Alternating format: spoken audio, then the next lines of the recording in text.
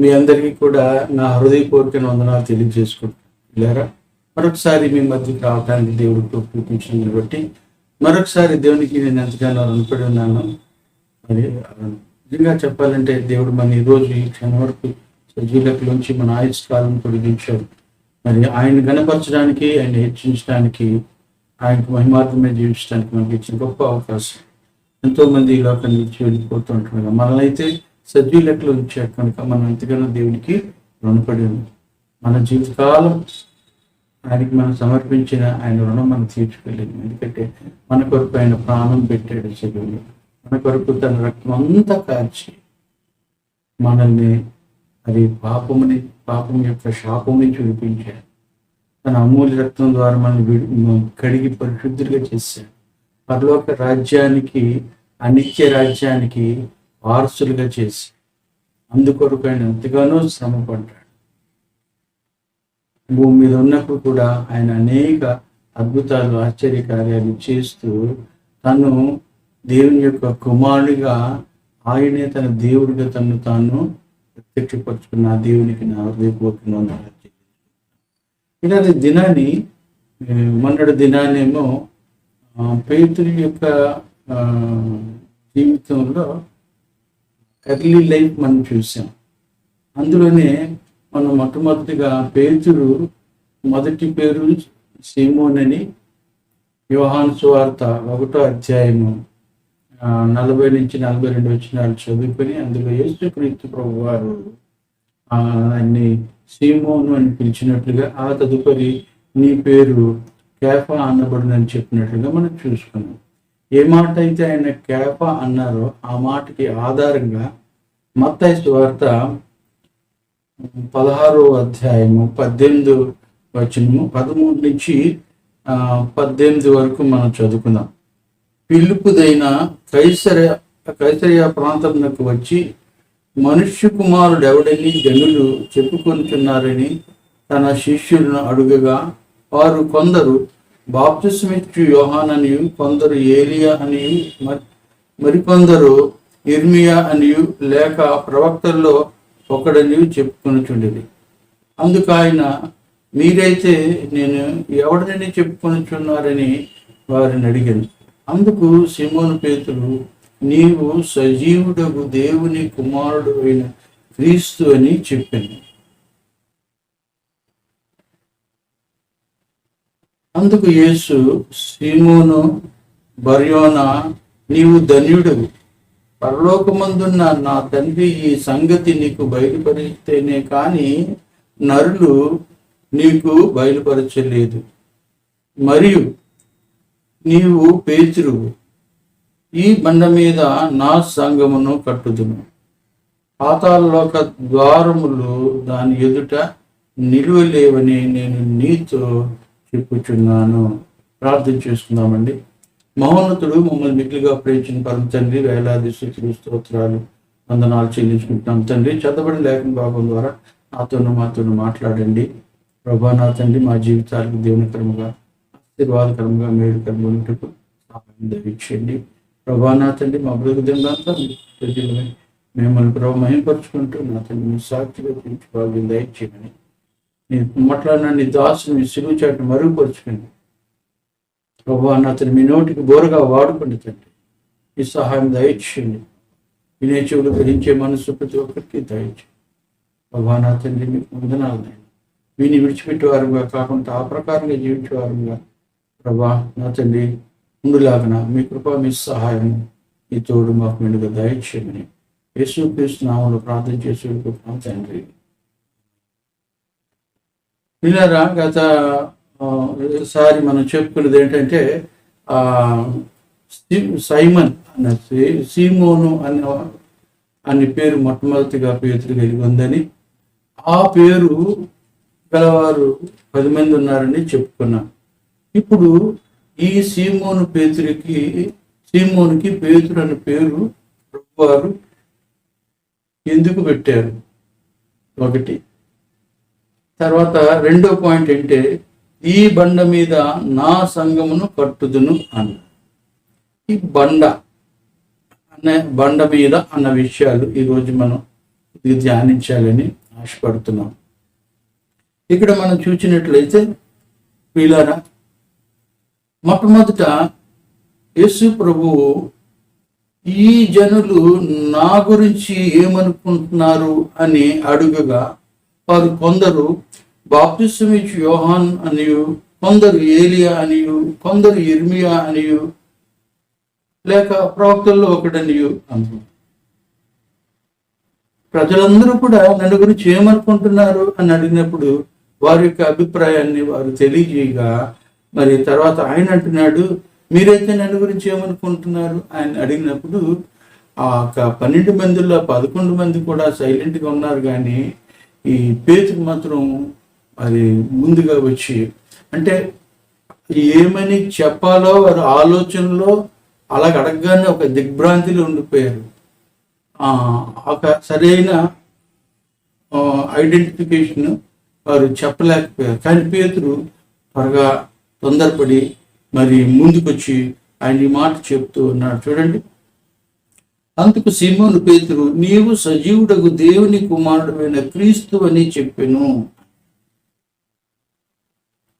నిజంగా పేతురు ఇంతమందిలో నుంచి ప్రజలందరూ ఏమనుకుంటున్నారు విడిచిపెట్టండి, పోనీ వారు ఏదో విధంగా అనుకోవచ్చు, కానీ మీరు నన్ను వెంబడిస్తూ ఉన్నారు కదా, నేను చేస్తున్న అద్భుతాలు ఆశ్చర్య కార్యాలు మీరు చూస్తూ ఉన్నారు కదా, నేను ఎవరినో మీరు గుర్తించలేదా అని అన్నట్టుగా బహుశా అడిగి ఆ మాట అడిగి ఉండొచ్చు. కానీ పేతురు వెంటనే అంటే ఆయన ఒక confessing that he is the son of God and he's messiah. ఆయనే దేవుని కుమారుడని, ఆయనే రాబోతున్న మెస్సయ్యని, ఆయనే క్రీస్తని మరి ఘంటాపదంగా వివరించి చెప్పాడు.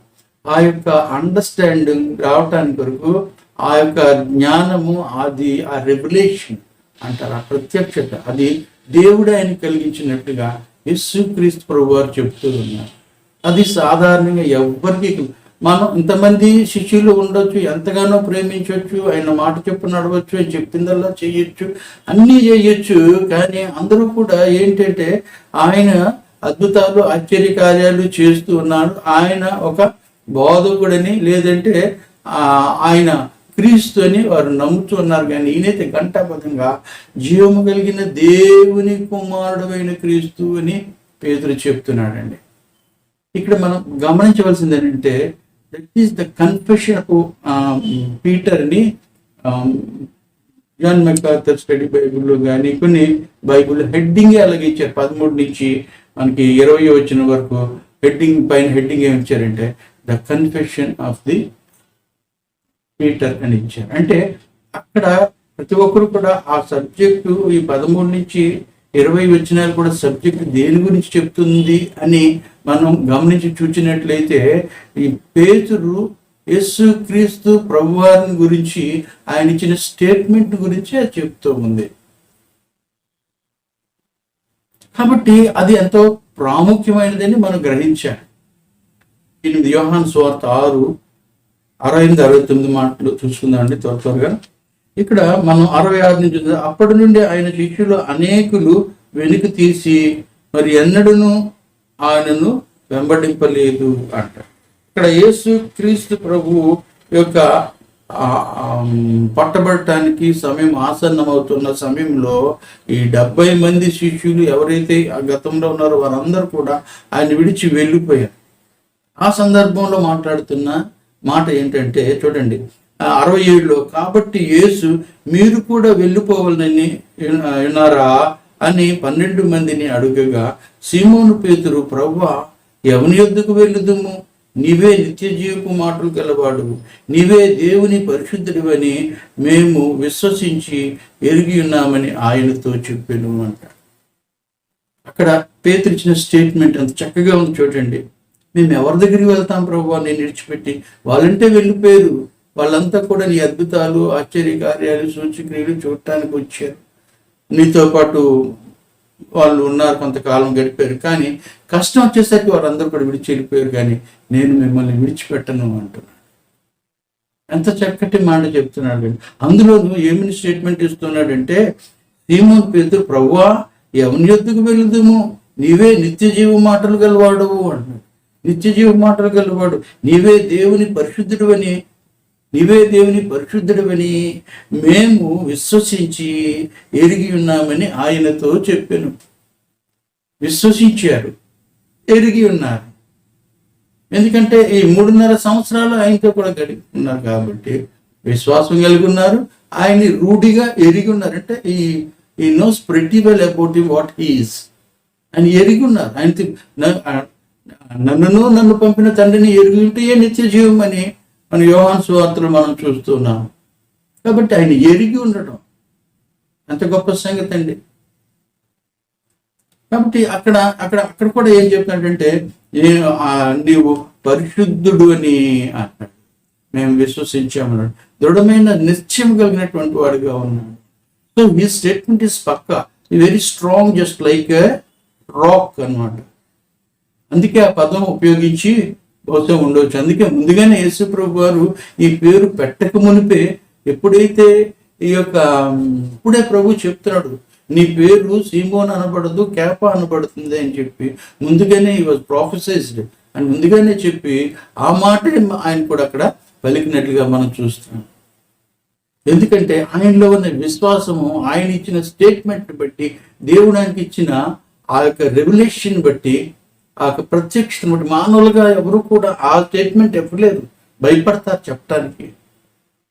అప్పటికే యేసుక్రీస్తు దేవుడు అంటే చాలు, రోమా ప్రభుత్వం వారు తీసుకెళ్లి జైల్లో వేసేవారు, చాలా సింహాల నోటికి పడేసేవారు, చిత్రహింసలు పెట్టేవారు. కనుక స్టేట్మెంట్ ఇవ్వటానికి జనాలు జడిసేవారు. ఈవెన్ ఆ 11 మంది అపోస్తులు కూడా మరి జడిసి ఉంటారేమో నా అభిప్రాయం. సుమండి పేతురు మాత్రం డైరెక్ట్గా ధైర్యంగా ముందుకు వచ్చాడు. అలాగే మనం చూసినట్లయితే అపోస్తుల కార్యం 2వ అధ్యాయంలో కూడా వారందరి ముందు వచ్చిన వాడు పేతురే. యోవేలు ప్రవచించిన ప్రవచనం నెరవేర్చలేదా అని లేఖనాలను ఎత్తి ధైర్యంగా నిలబడి చెప్పినట్లుగా చూస్తున్నాం. కాబట్టి is just like a rock అన్నమాట. కాబట్టి యోహాను సువార్త 1:42 ఆ మాట నేను ముందుగానే చెప్పాడని చూస్తున్నాం.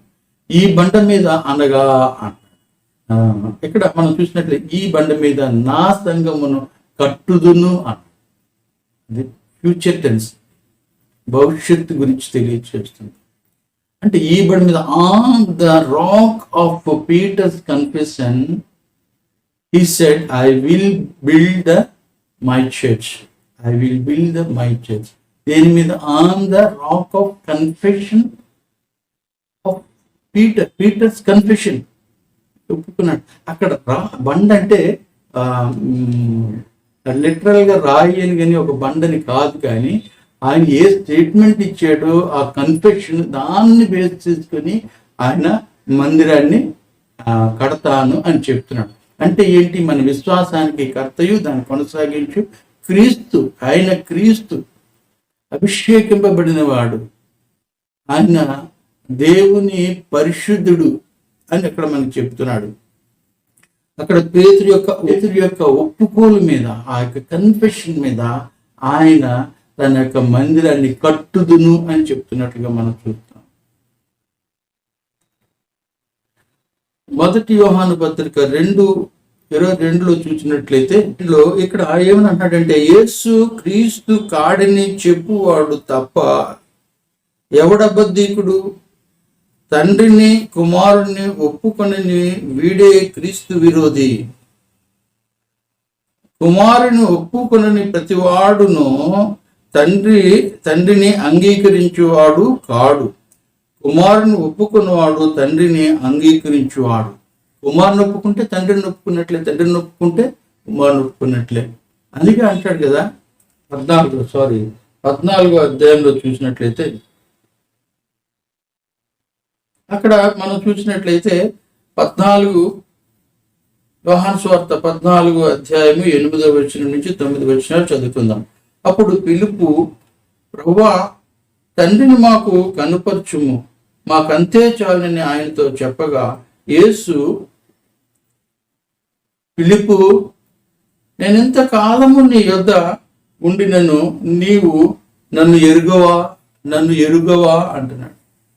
అక్కడ పేతురు ఏమంటున్నాడు? మేము విశ్వసించి ఎరుగుదుము అంటున్నాడు.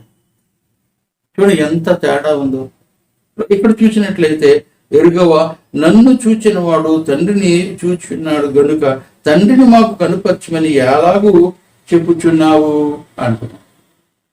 కాబట్టి అక్కడ మనం యోహాను పత్రికలో కూడా మనం చూసాము, తండ్రి కుమారుని ఒప్పుకున్నవాడు మాత్రము కూడా తండ్రిని ఒప్పుకున్న వాడితో చూస్తున్నాము. ఇక్కడ చూసినట్లయితే నన్ను చూసిన వారు తండ్రిని చూసినట్లే అంటున్నాము, వారు ఇరువురు కూడా ఏకమై ఉన్నారు అని మనం చూస్తున్నాం. కాబట్టి ప్రియులారా, మనం గమనించి చూసినట్లయితే మొదటి కొరింథీ పత్రికలో కూడా అంటే ఆ బండ అంటే the statement that was given by the theatre, ఆ యొక్క స్టేట్మెంట్ ఒప్పుకోలు మీద నేను కట్టాడు. అది బండ, అదే పునాది. అసలు మన సంఘానికి పునాది అసలు క్రీస్తే.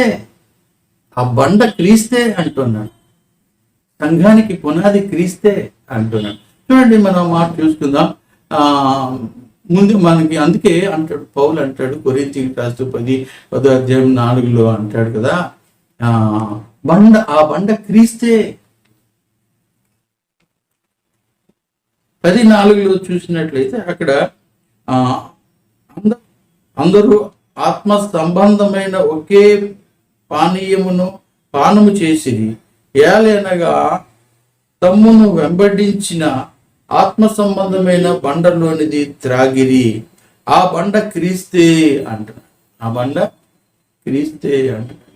అక్కడ బండను గురించి క్రీస్తే ఆ బండ అని చెప్తూ ఉన్నాడు. ఎవరు? అపోస్తలుడైన పౌలు కొరింథీ సంఘానికి రాస్తూ ఆ యొక్క క్లారిఫికేషన్ అక్కడ ఇస్తూ ఉన్నాడు. మన మత్తయి సువార్త 7వ అధ్యాయంలో చూసినట్లయితే నా మాట, అక్కడ మనం చక్కటి మాట మనం చూద్దాం. మత్తయి సువార్త 7వ అధ్యాయంలో ఆ మాట మనం చూస్తున్నాం. వచ్చినామండి 7:24లో చూసాం. కాబట్టి ఈ నా మాటలు విని వాటి చొప్పున చేయు ప్రతి వాడును బండ మీద తన ఇల్లు కట్టుకొనిన బుద్ధిమంతుని పోలి ఉన్నాడు. వాన కురిసెను, వరదలు వచ్చెను, గాలి విసిరి ఆ ఇంటి మీద కొట్టెను, గాని దాని పునాది బండ మీద వేయబడిన గనుక అది పడలేదు అంటాడు. మరి అక్కడ చూసినట్లయితే ఇసుక మీద పడిన ఇల్లు కూలిపోయినట్లుగా చూస్తున్నాం. బండ మీద కట్టుకున్న ఇల్లు అంట. ఈ బండ మీద నా పాదములు స్థిరపరచుము అని కీర్తనాకారుడు అంట. కాబట్టి ఇక్కడ మనం చూసినట్లయితే ఆ బండ ఎవరో కాదు, క్రీస్తే. ఆ క్రీస్తే పునాది రాయిగా మనకి కనబడుతూ ఉన్నాడు. మరొక మాట చూసినట్టు ఆదికాండం 49:24లో చూసినట్లయితే అక్కడ ఒక మాట అంటున్నాడు, ఇశ్రాయేలునకు బండయు మేపుడు వాడును ఆయనే అంటున్నాడు. ఈ బండ అన్నది మనం చూసినట్లయితే ఇశ్రాయేలునకు బండయు మేపువాడు ఆయనే, స్థిరమైన వాడు ఆయనే, వారిని మేపువాడు ఆయనే, వారికి మరి రక్షణ దుర్గము ఆయనే అని అక్కడ మనం చూస్తున్నాం. ఇశ్రాయేలుకు ఆయన బండ అన్నాడు. మరి మనకి కూడా బండే ఆయన. మనం ఆ మాటలు మనం చూసుకున్నట్లయితే 1 పేతురు పత్రిక 2వ అధ్యాయము 7వ వచనంలో మాటలు ఉంటాయి, చూద్దాం. ఇక్కడ ఆ బండ ఎవరు? క్రీస్తే అన్నట్టుగా మనకి తేటగా అక్కడ అర్థమవుతుంది. కొంతమంది అంటున్నారు, కొంతమంది అభిప్రాయం ఏంటంటే బండ అంటే పేతురే బండ, పేతురు మీదే సంఘము కట్టబడ్డది అన్నట్లుగా కొంతమంది అభిప్రాయం. కానీ ఇక్కడ చూస్తే ఆ బండ క్రీస్తే. పేతురు అనగా మనకి అక్కడ కింద పుట్టినట్టు చూసాం, రాయి అన్న. రాయి వేరు, బండ చూసినట్లయితే యెషయా గ్రంథం 28:16లో మనం ఆ మాట చూస్తాం. అక్కడ అంటున్నాడు, పునాది వేసిన వారు ఎవరని అంటే సియోనులో పునాది రాతి వేసిన వాడిని నేనే అంటున్నాడు. ఎవరంటున్నారు ఈ మాట? తండ్రి అయిన దేవుడు, గాడ్ ద ఫాదర్ ఏమంటున్నాడంటే సియోనులో పునాది రాతిని వేసిన వాడుని నేనే యెహోవాను, అది పరిశోధింపబడిన రాయి అన్నాడు, అమూల్యమైన తలరాయి అన్నాడు, బహుస్థిరమైన పునాది అయిన మూలరాయి అంటున్నాడు. ఇక్కడ ఒక మాట మీకు చెప్పాలని, ఇది మూలరాయి అంటున్నాడు. ఇక్కడ ఈ రాయి గురించి అదే మాట 1 పేతురు పత్రిక 2:7 ఒక మాట చెప్తున్నాడు. మనం చూద్దాం. 2:6 నుంచి చూద్దాం. 2:5 నుంచి మనం చూసుకుందాం. క్షమించండి. 1 పేతురు పత్రిక 2వ అధ్యాయము 5వ వచనం నుంచి మనం చేసుకుందాం. యేసు క్రీస్తు ద్వారా దేవునికి అనుకూలములకు ఆత్మ సంబంధమైన బలుల నర్పించుటకు పరిశుద్ధ యాజకులుగా ఉండునట్లు మీరును సజీవమైన రాళ్ల వలె నుండి ఆత్మ సంబంధమైన మందిరముగా కట్టబడుచున్నారు. ఎవరి మాట చెప్తున్నారు? పేతురే చెప్తున్నాడు. ఏమంటారు? మీరును అన్న మాటలో మనం ఒక అర్థం తీసుకోవచ్చు. ఏమంటున్నాడు? నేనును అని అర్థం. నేనే కాదు, మీరును సజీవమైన రాళ్ల వలె ఉండి ఆత్మ సంబంధమైన మందిరముగా కట్టబడుచు ఉన్నారు అంట. అంటే దీన్ని బట్టి ఆయన కూడా కట్టబడుచు ఉన్నాడు. పునాది ఎవరు? ఆ మూలరాయి ఎవరు? ఆ బండ ఎవరు? యేసుక్రీస్తు ప్రభు అని ఈయన మరి ఒప్పుకున్నట్లుగా మనకు కనబడుతుంది. ఆయనే రాస్తూ ఈ మాట అంటున్నాడు. చూద్దాం. ఇదిగో నేను ముఖ్యమును ఏర్పరచబడినది అమూల్యమునగు మూలరాతిని సియోనులో స్థాపించుచున్నాను. ఆయన యందు విశ్వాసం ఉంచువాడు ఏమాత్రమును సిగ్గుపడడు అంటున్నాడు. ఎవరు? యేసుక్రీస్తు. మనం ఇప్పుడు చదువుకున్నాం కదా, యెషయా గ్రంథం 28 మాటలు రాయబడి ఉన్నాయి. కాబట్టి సిగ్గుపడడు అంటాడు. ఇక్కడ చివరు అంటాడు సిగ్గుపడడు అను మాట లేఖనమందు రాయబడి ఉన్నది. 7వ వచనం అంటాడు విశ్వసించుచున్న మీకు అన్నాడు. విశ్వసించుచున్న మీకు ఆయన అమూల్యమైన వాడు. ఆయన అమూల్యమైనటువంటి వాడు అంట. విశ్వసింపని వారికైతే అన్న ఇక్కడ ఆ మాట చూడండి. విశ్వసింపని వారికైతే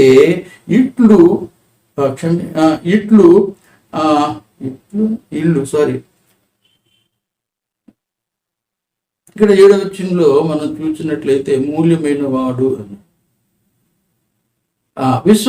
విశ్వసింపని వారికైతే ఇల్లు కట్టువారు ఏ రాతిని నిషేధించిరో అదే మూలకు తలరాయి ఆయను, మరియు అది అడ్డురాయును అడ్డుబండయు ఆయను. కాబట్టి ప్రియులారా, మనం గమనించి చూసినట్లయితే అక్కడ అంటున్నాడు విశ్వసింపని వారికైతే ఇల్లు కట్టువారి ఏ రాతిని నిషేధించిరో అదే మూలకు తలరాయి ఆయను. అక్కడ ఒక సామెతగా వాళ్ళు వాడారు. మనం అది పూర్వం యూదుల్లో ఒక రకమైన వాడుక, ఒక సామెత మాదిరిగా వాడు. ఎందుకంటేనట వాళ్ళు యెరూషలేము మందిరాన్ని కట్టేటప్పుడు అన్ని రాళ్ళు ఒక సమానమైన కొలతలో ఉన్నాయి. ఒకదానికి ఒకటి చక్కగా ఇమిడి ఉన్నాయి. ఉంటే అంతా కూడా కట్టారు. చివరికి క్షమించండి, చివరికి అన్ని రాళ్ళు సమానంగా ఉన్నాయి, అన్ని సరిగ్గా ఉన్నాయి.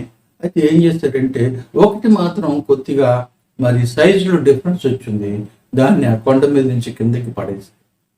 పనికిరాదనుకుని పడేస్తే మందిరం అంతా కన్స్ట్రక్షన్ అయిన తర్వాత ఆ మూలరాయి లేకుండా మందిరం నిలబడదు కనుక దాని కొరకు వెతికితే ఏదైతే వారు ఇది పనికిరాదని కిందన పడేశారో ఆ రాత్రినే వారు తీసుకొచ్చి పెట్టగా ఆ మందిరం కంప్లీట్ అయినట్లుగా అక్కడ ఒక విషయాన్ని గురించి ఒక చోట వ్రాయబడింది.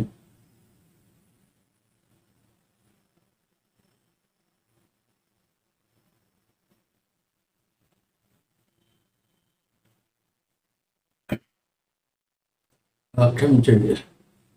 ఏదైతే వారు తిరస్కరించి పడవేశారో ఆ రాయి తీసుకొచ్చి మళ్ళీ పెట్టినప్పుడు ఆ యొక్క మందిరం పరిపూర్ణంగా కంప్లీట్ అయినట్లుగా మనం చూస్తున్నాం. అందుకే ఈ యొక్క పదం వాడారు. ఎవరైతే తిరస్కరిస్తారో, ఎవరైతే విశ్వసించరో, అది చూడండి మనం చూస్తున్నాం కదా, విశ్వసించుచున్న మీకు ఆయన అమూల్యమైన వాడు, విశ్వసింపిన వారికి అడ్డురాయియు బండయు ఆయనే. రాయి బండ ఆయనే. కాబట్టి ఇప్పుడు మనకి కంక్లూజన్ ఏంటంటే యేసుక్రీస్తు ప్రభువారే ఆ బండ. ఈ బండ మీద నేను నా మందిరము కట్టుదును అన్న మాట గురించి మనం ఈరోజు చెప్పుకున్నాం. ఈ బండ అంటే ఈ బండ అనగా అక్కడ ఏదైతే పేతురు ఒప్పుకున్నాడో ఆ యొక్క దాన్ని బట్టి ఆయన ఆ మాట పలికినాడు. అదేంటంటే నీవు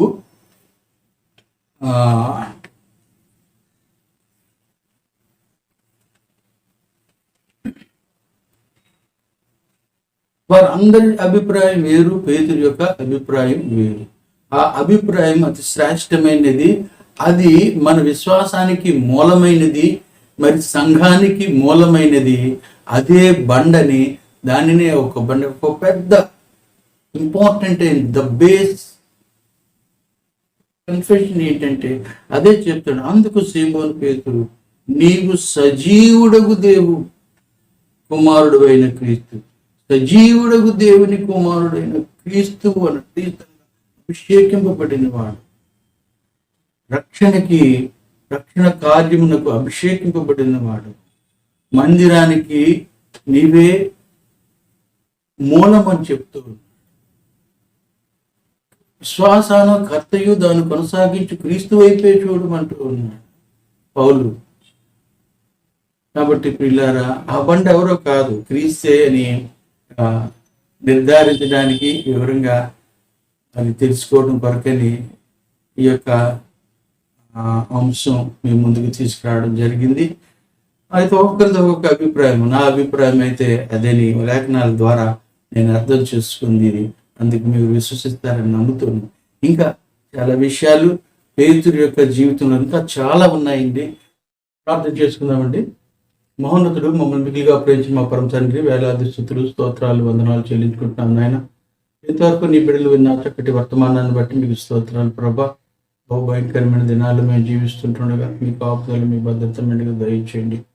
ఈ యొక్క మా ప్రభా, నా తండ్రి, యూట్యూబ్ ద్వారా జరుగుతున్న పరిచయం కూడా దీవించండి. అనేకులు ప్రభు వీక్షిస్తూ ఉంటుండగా వారందరినీ కూడా మా తండ్రి ప్రభు హస్తాలు కాపులు దీవించి ఆశీర్వించుకొని మిచితమైతే మరొకసారి మేము కలుసుకొని మిమ్మల్ని స్తుతించి ప్రభావ మిమ్మల్ని గణపరిచి భాగ్యం దయచేయుదని మా ప్రాణప్రియుడును మా రక్షకుడును మీ ప్రియ కుమారుడు యేసుక్రీస్తు నామములో ప్రార్థన చేసి పెట్టుకుంటాం తండ్రి, ఆమేన్.